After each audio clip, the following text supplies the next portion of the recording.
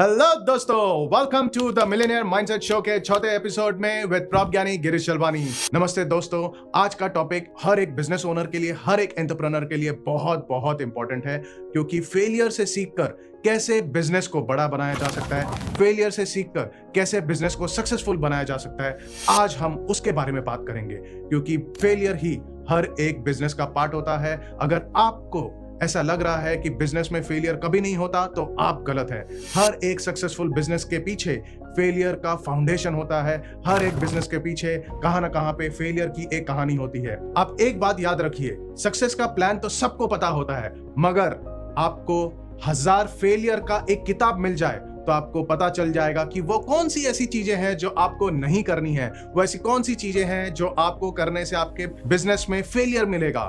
तो सक्सेस एक अलग चीज है, बट फेलियर अगर आपको पता चल जाए कि ये सारी चीजों से फेल होना पॉसिबल है, ये सारी चीजों से नुकसान होना पॉसिबल है, तो आप वो नहीं करोगे और वही एक सक्सेस की राह पाने का आसान तरीका बन जाता है। और यही सारे फेलियर्स बन जाते हैं एक फाउंडेशन, सक्सेसफुल बिजनेस का फाउंडेशन। तो मैं आपको आज ऐसी 4 पॉइंट्स के बारे में बताऊंगा जो आप अपने बिजनेस में आप सीख सकते हो, फेलियर से सक्सेस हासिल कर सकते हो। तो अब हम बात करेंगे पहले पॉइंट के बारे में, एक्सेप्टिंग द फेलियर।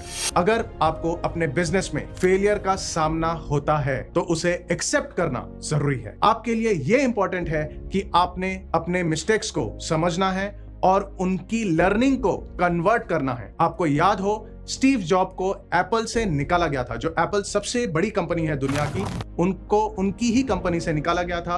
उन्होंने क्या किया? उन्होंने अपनी गलतियों से सीखकर एप्पल को दोबारा एक पूरा रेवोल्यूशन कर दिया। उन्होंने क्या किया? उन्होंने जब उनको कंपनी से निकाला गया तो उन्होंने नेक्स्ट करके नई कंपनी लॉन्च की। उन्होंने क्या किया? उन्होंने पिक्सार करके कंपनी को एक्वायर किया। और जब अपना पूरा नया लर्निंग जब उन्होंने इकट्ठा किया और जब एप्पल वापस से ज्वाइन किया, तो उन्होंने जाके iMac, iPod, Apple TV, Apple watch, Apple iPhone, जो आप हर कोई आज इस्तेमाल कर रहा है, यह सब जाके लॉन्च किया। और आज आप सबको पता है एप्पल किन ऊंचाइयों पर आज सक्सेस हासिल कर चुका है।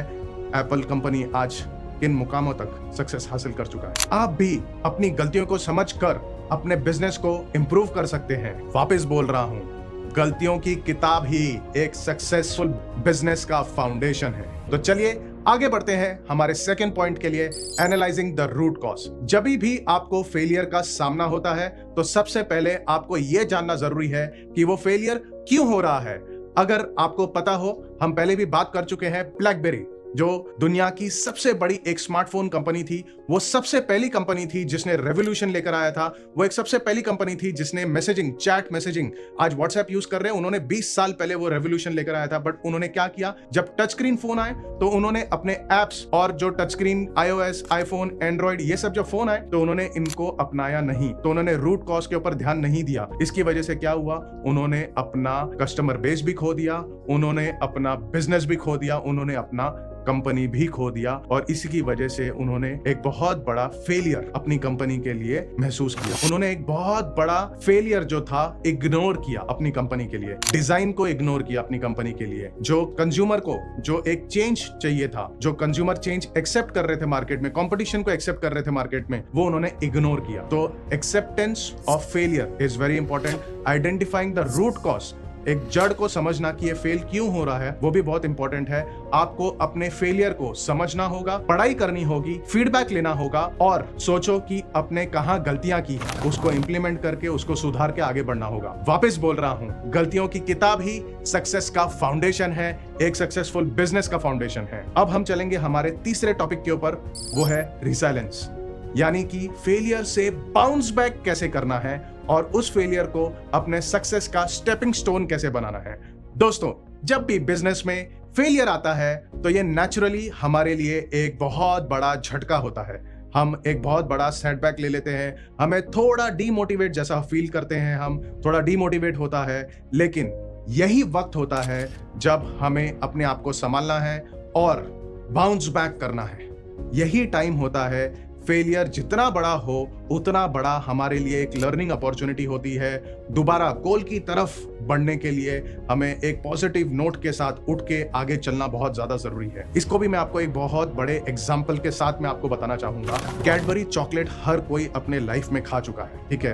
कैडबरी चॉकलेट हर कोई पसंद करता है। इसका मैं आपको बहुत बड़ा एग्जांपल बताऊंगा। 1990s में कैडबरी जो सबसे बड़ी कंपनी है, सबसे फेमस चॉकलेट डेवलप करती है, हम हर कोई खाता है, उसका सेल्स डिक्लाइन हो रहा था। आप विश्वास नहीं करोगे, कैडबरी चॉकलेट का सेल्स डिक्लाइन हो रहा था क्योंकि खाना तो हर कोई चाहता था, बट कैडबरी जब कोई भी बड़ा खाता था तो ऐसा लगता था कि अरे यार तू बच्चा है, कैडबरी खा रहा है।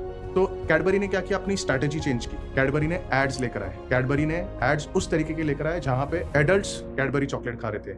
कैडबरी एड्स लेकर आए जहां पे त्योहारों में, जहां पे फेस्टिव सीजन्स में कैडबरी बांटे जा रहे थे। होली हो, दिवाली हो, लोग कैडबरी दे रहे हैं, चॉकलेट दे रहे हैं। कुछ मीठा हो जाए, होली पे कैडबरी दो, रक्षाबंधन पे कैडबरी दो। पूरी स्ट्रैटेजी चेंज कर दी, पूरा मार्केटिंग चेंज कर दिया। हर त्योहार पे, हर फेस्टिव सीजन पे, रक्षाबंधन हो, होली हो, दिवाली हो, आदमी चॉकलेट दे रहा है। कैडबरी ने मिठाइयों की जगह पे कैडबरी चॉकलेट देना चालू कर दिया लोगों ने। इस तरीके से लोगों ने स्ट्रैटेजी चेंज कर दी।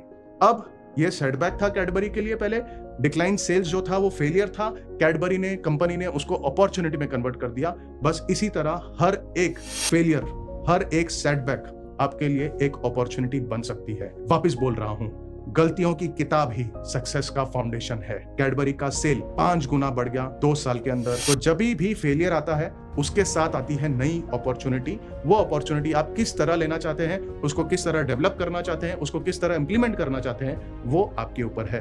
अब हम बात करेंगे हमारे चौथे पॉइंट के ऊपर, स्ट्रैटेजिक एडजस्टमेंट। कैसे हम अपने फेलियर को यूज कर सकते हैं हमारे बिजनेस को इंप्रूव करने के लिए, स्ट्रैटेजीज बना सकते हैं। फेलियर के बाद जो सबसे बड़ी और जरूरी चीज होती है वो है अपने स्ट्रैटेजीज को इंप्रूव करना। फेल हो गए कोई बड़ी बात नहीं है, बट अपने स्ट्रैटेजीज को इंप्रूव कैसे करना है। मैं आपको एयरबीएनबी की एक स्टोरी बताता हूं जहां पे उन्होंने मार्केट में फेलियर फेस करने के बाद कैसे अपनी स्ट्रैटेजीज को चेंज किया। जब एयरबीएनबी को इनिशियली, जब वो इन्वेस्टर के पास गए थे एयरबीएनबी, तो उनको रिजेक्शन मिला कि वो फंड रेज नहीं कर पाए। तो उन्होंने अपनी स्ट्रैटेजीज को चेंज किया। उन्होंने बजट ट्रैवलर्स को सिलेक्ट किया, उन्होंने अपने मार्केटिंग स्ट्रैटेजीज को चेंज किया, पूरा पैराडाइम शिफ्ट कर लिया। उन्होंने अपने प्लेटफॉर्म को सुधार लिया, यूजर फ्रेंडली बना लिया कि कैसे एक कंज्यूमर एक जब अपने उनके प्लेटफॉर्म पे आता है एयरबीएनबी के, तो कितना इजीली उनका प्लेटफॉर्म यूज कर पाएगा। और आज एयरबीएनबी एक सबसे बड़ा रियल एस्टेट वैल्यूएशन क्रिएट कर चुका है, जबकि उन्होंने कोई भी रियल एस्टेट एक्विजिशन नहीं किया है।